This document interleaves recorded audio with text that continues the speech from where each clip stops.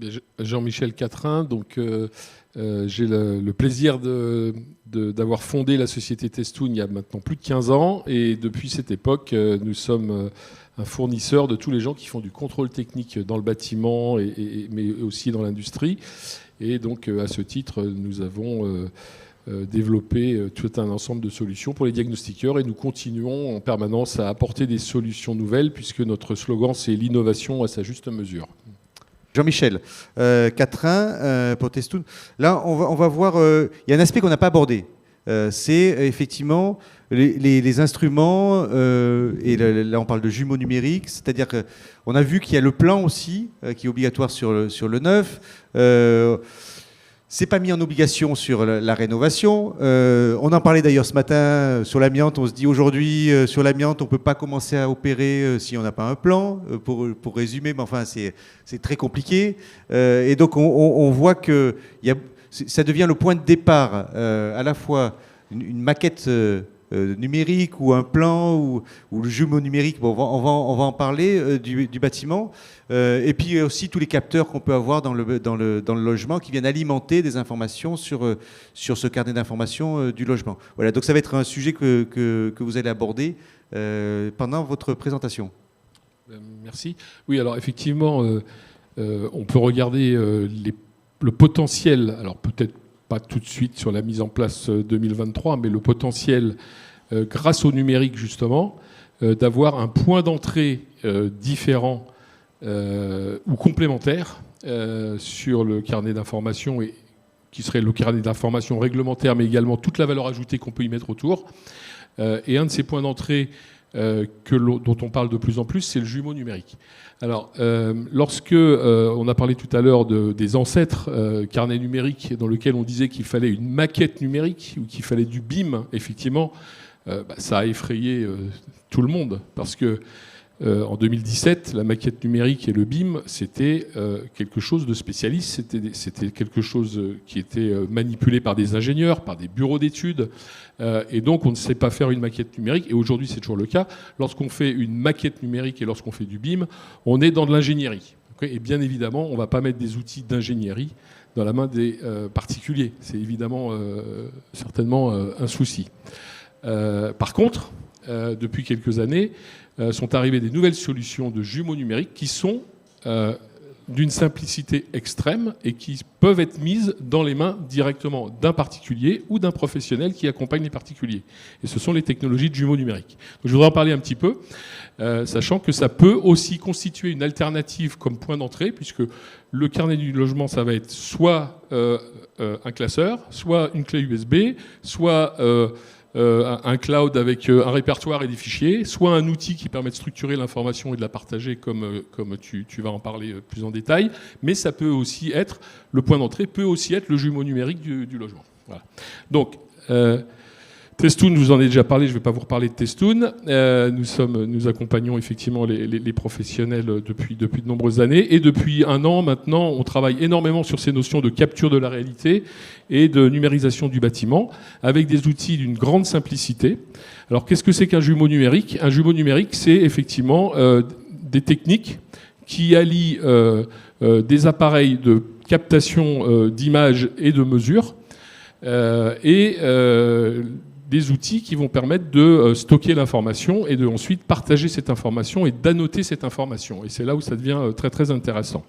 Donc avec un jumeau numérique, vous connaissez tous aujourd'hui la première application du jumeau numérique, c'est la visite virtuelle. Donc déjà, c'est une technologie qui s'est déjà diffusée massivement dans les agences immobilières, puisque à partir du jumeau numérique, vous mettez à disposition du grand public une visite qui permet déjà de voir le logement et de se promener dedans. Donc déjà, c'est la première application du jumeau numérique. Mais ce qui est nouveau aujourd'hui avec les techniques d'acquisition de données qui, au-delà de prendre des photos, prennent également des mesures. C'est-à-dire qu'en même temps, vous prenez des photos et vous prenez des mesures, et à ce moment-là, vous avez un outil qui va vous permettre de générer automatiquement, en appuyant sur un bouton, des plans. Donc, si on dit que dans un carnet du logement, il faut des plans, et on sait très bien la difficulté de faire des plans de qualité avant de faire de la rénovation, de faire un jumeau numérique, d'appuyer sur un bouton et d'avoir un plan, vous avez une solution qui permet de facilement faire un plan. Oui, d'ailleurs, le plan, il est utile dans le cadre des diagnostics. Alors, même s'il n'est pas réglementairement obligatoire, mais pour faire les calculs de surface, bon, à un moment, on a besoin de plans. Et donc, on imagine tout l'intérêt qu'ont les diagnostiqueurs. Tiens, et également les agents immobiliers aussi, hein, à utiliser ces outils. Hein. Et donc, on peut faire du plan, mais on peut aussi exporter toutes sortes d'informations sous différents formats qui vont être utiles ensuite à des bureaux d'études, à des gens qui vont faire des projets de rénovation, donc des modèles 3D, des nuages de points, etc., etc. Donc, ça, c'est la première phase. Donc, avec quoi on fait cette capture ? Alors, lorsqu'on parlait BIM et maquette numérique, on vous parlait toujours de technologie laser, donc scanner. Il y a encore quelques années, on vous disait, pour faire une maquette numérique d'un existant, il faut démarrer avec un scanner qui coûte 50 à 100 000 euros. Hein, c'était le ticket d'entrée il y a quelques années. Puis en plus, il fallait rajouter une somme aussi en plusieurs dizaines de milliers d'euros en logiciels, des logiciels type AutoCAD, Revit ou autres. Et il fallait également rajouter la compétence, c'est-à-dire des ingénieurs. Donc pour se lancer dans la maquette numérique, il fallait au bas mot 100 à 200 000 euros. Voilà. Aujourd'hui, on fait du jumeau numérique. Vous savez à partir de quel prix ? Ça aurait été compliqué, ça, David. Je casse l'effet d'annonce, et tu vas parler des prix. Ça aurait été compliqué pour les particuliers, 100 000 euros, d'annoncer ça. Chaque carnet d'information du logement va vous coûter 100 000 euros. Voilà. C'est clair. Mais ça aurait été compliqué. Donc maintenant, le prix, alors que... Maintenant, on peut démarrer. Un particulier ou un professionnel peut faire un jumeau numérique d'un bâtiment pour 89 euros hors taxe. Et qu'est-ce qu'il a besoin pour ça ? Alors, il a besoin de son smartphone, on considère qu'il l'a déjà. Et il va faire l'acquisition d'un petit appareil qui s'appelle le Matterport Axis. On en a un ici, j'aurai peut-être l'occasion de le montrer, mais c'est je ne sais pas si ça... Non, ça ne fait pas pointeur laser, ça. C'est le petit produit là, qui supporte un smartphone. Donc, c'est une petite tourelle qu'on va mettre sur un trépied avec un petit moteur. Et donc, c'est le point de départ. On met ça au milieu d'une pièce, ça tourne, ça fait... ça prend des images. Et si vous avez un smartphone qui a un lidar, c'est le cas de certains modèles de chez Apple, vous faites également des mesures. Mais vous pouvez aussi utiliser des caméras 360 degrés, qui est aussi un produit qui est très prisé par le grand public, tel que les caméras Ricoh. C'est un truc de dingue, parce que chaque fois qu'on se voit, il y a des nouveaux dans la techno. C'est-à-dire qu'aujourd'hui, parce que je suis un peu technophile aussi, mais aujourd'hui, avec un petit appareil comme ça, avec son smartphone... si j'ai compris, c'est 89 euros, c'est ça ? Oui, c'est ça, 89 hors taxe. Ouais. Mais avec ça, on peut faire le plan de son logement et... Absolument. Et on a un abonnement. Il faut prendre un abonnement, mais c'est l'abonnement gratuit qui te permet de faire un jumeau numérique que tu partages avec toi-même. Mais ensuite, après, quand on veut aller sur des choses plus professionnelles, évidemment, il y a des solutions plus haut de gamme. Et pardon, il calcule la superficie ? S'il fait le plan ou pas ? Alors, ça va dépendre. Oui, absolument. Oui. Vous allez avoir la surface de chaque pièce. Donc caresse habitable au sol. Voilà, c'est pas la caresse, parce que j'imagine. Pas une caresse, mais encore. Mais bon, on arrive je vais parler des possibilités d'évolution de tout ça. Je donne les concepts de base. Okay, alors évidemment, on peut aussi travailler avec des technologies laser qui vont donner des mesures de grande précision.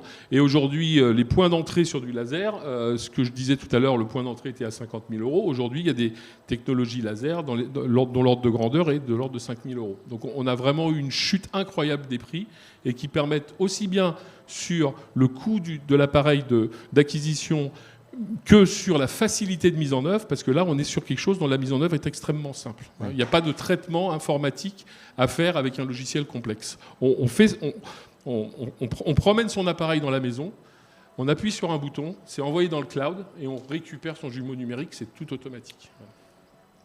Je vous laisse avancer alors. Je vais avancer. Donc la solution, donc là on travaille notamment avec un prestataire, enfin un fournisseur de ce type de solution qui s'appelle Matterport, qui est une société aujourd'hui qui est présente dans le monde entier et qui est américaine.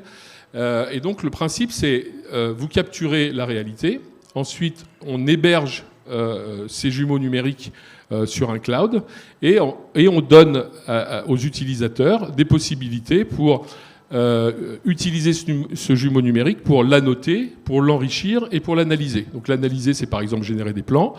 L'enrichir, c'est de rajouter des éléments.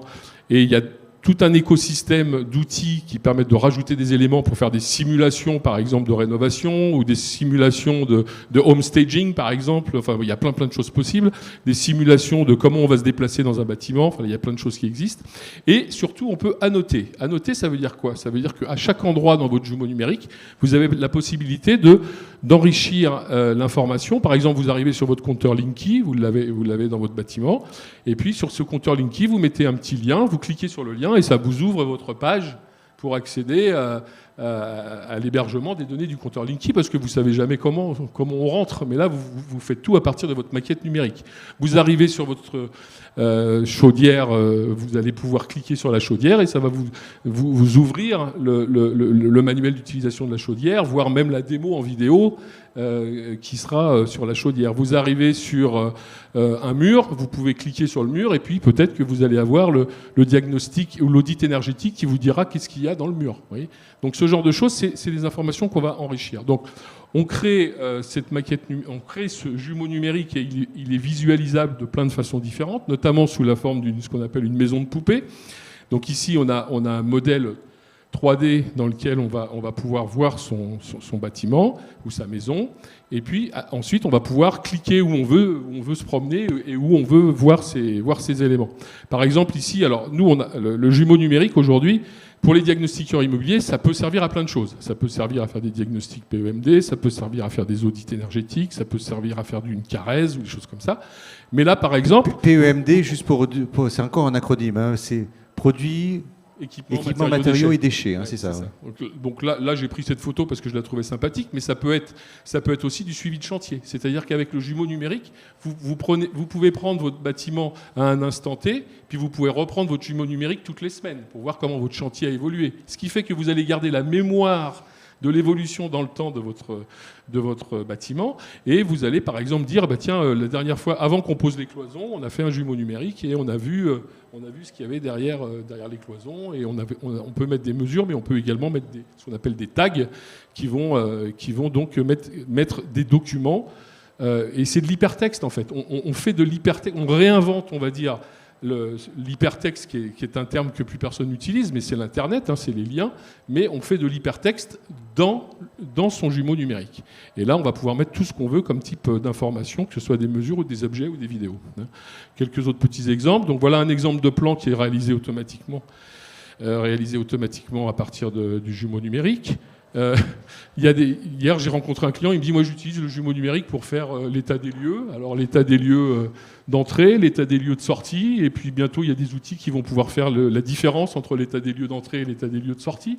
Il y en a même qui nous disent, je vais faire un jumeau numérique avant une location Airbnb et puis après la location Airbnb pour voir si on ne m'a pas volé des choses dans l'appartement. C'est incroyable le type d'application que l'on commence à voir autour de ça, parce que le fait de capter l'information et de traiter et de stocker l'information est devenu très simple.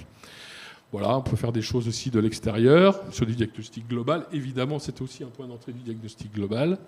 Donc, quand on va se promener dans son bâtiment, là, on a un petit exemple. Là, on est sur des équipements techniques, mais si vous êtes...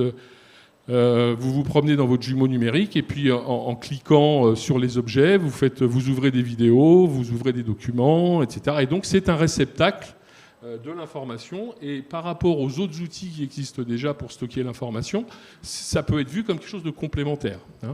Et donc nous, aujourd'hui, on n'a pas de solution, on va dire, spécifique au carnet numérique, au carnet d'information du logement, avec cette technologie. Par contre, on a des discussions avec un certain nombre de partenaires qui nous disent moi j'ai déjà un outil pour stocker l'information, est-ce que je peux rajouter un front-end qui serait donc un point d'entrée via la maquette numérique. D'autres exemples sur l'audit énergétique, bien sûr, et comme c'est le point d'entrée aujourd'hui du carnet d'information du logement, on peut visualiser son jumeau à partir... Pardon, je ne vais plus pouvoir parler, comme ça je vais te redonner la main, mais c'est également un des points d'entrée. Voilà. Donc les différentes solutions à partir du jumeau numérique, ça peut partir du particulier qui s'équipe d'un système d'entrée de gamme et d'un abonnement gratuit et qui va lui-même créer son carnet du logement en allant prendre tous ces documents et les positionner à l'intérieur. C'est l'éditeur de logiciels ou le prestataire qui va vouloir avoir un point d'entrée différent sur sa façon d'organiser l'information. Et donc, dans ce contexte-là, on peut penser que le diagnostiqueur, il va être aussi un peu un évangéliste de ce type de solution, parce que ça, c'est un point sur lequel je ne suis pas sûr d'avoir bien compris, mais si on fait un DPE avant une vente, si on fait un audit avant une vente, est-ce que c'est déjà un point de départ pour faire une obligation de faire un CIL, ou est-ce que le CIL, le point de départ du CIL ne sera que le moment où on va faire les premiers travaux de rénovation énergétique qui sont plutôt faits par l'acquéreur. Et je sais qu'il y a un débat aujourd'hui chez les diagnostiqueurs sur est-ce que c'est plus pertinent de le faire par le vendeur ou pour l'acquéreur. C'est le diagnostic ou les travaux qui sont le point de départ. Merci. C'était la dernière diapo Oui, je crois. Après, c'est des liens pour plus d'informations. Ok.